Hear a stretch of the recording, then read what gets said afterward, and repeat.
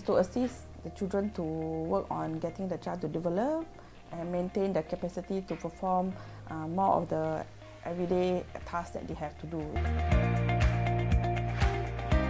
So autism doesn't have so many different types.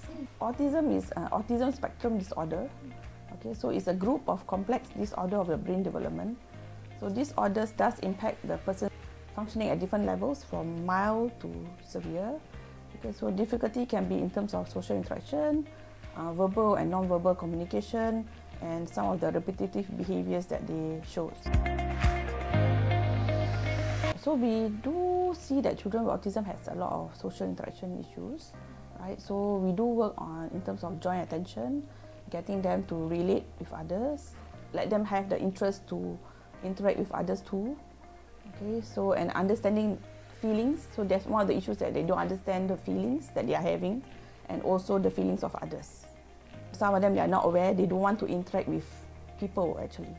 So it's about getting them to interact with others, getting them to feel more secure, building trust. So that's something that we need to work towards for some of the children. It's really about engagement. It's about connecting with the child. So getting the child to play with you, working on joint attention, getting the child to have interest in the things that you do. We, as an OT, to get them to be interested in what they want. So it's very interest-driven, play-driven. Children do not know that they need to interact. Okay? So it's about getting them to feel that they are doing this by themselves.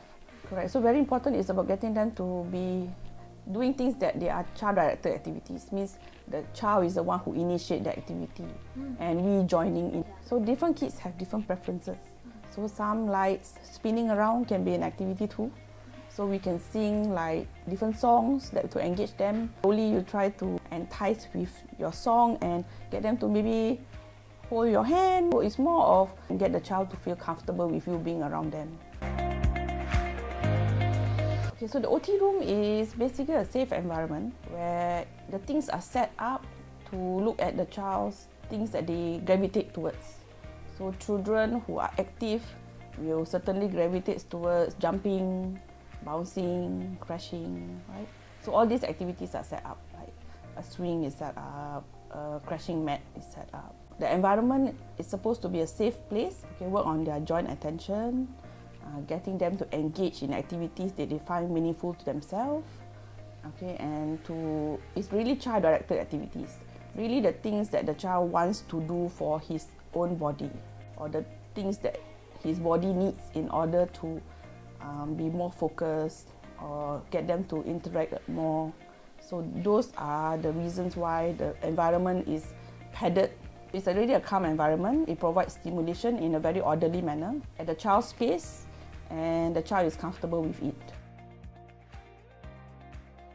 Some families, they did set up, is try to stimulate the same environment. Not every family can afford to do that. Usually the OTs, we try to tell them the activities that they can do at home together with the child.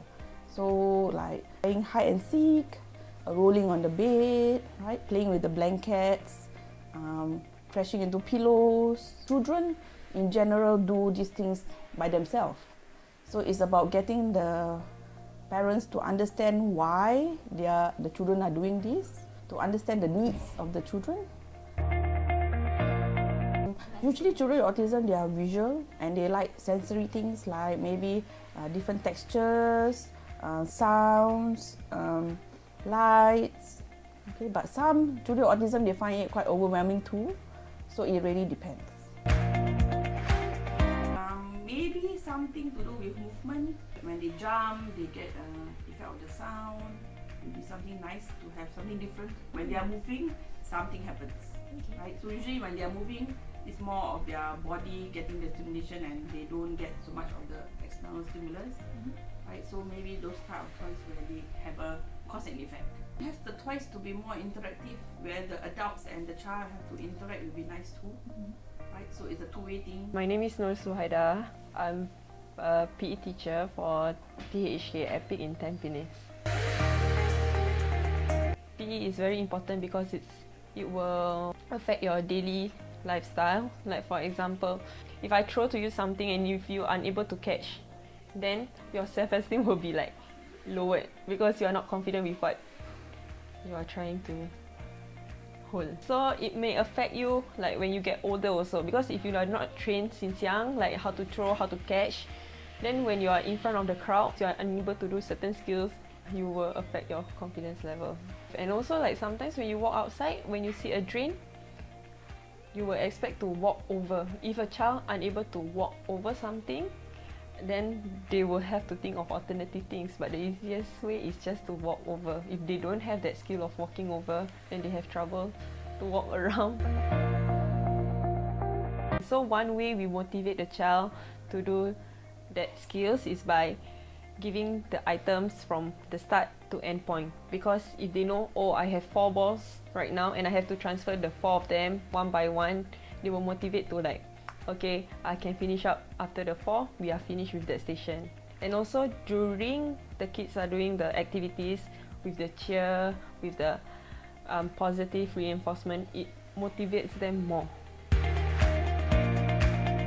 So one of them that I have is fun play. It's like fundamental skills plus play, whereby I set up a specific circuit for the kids to explore.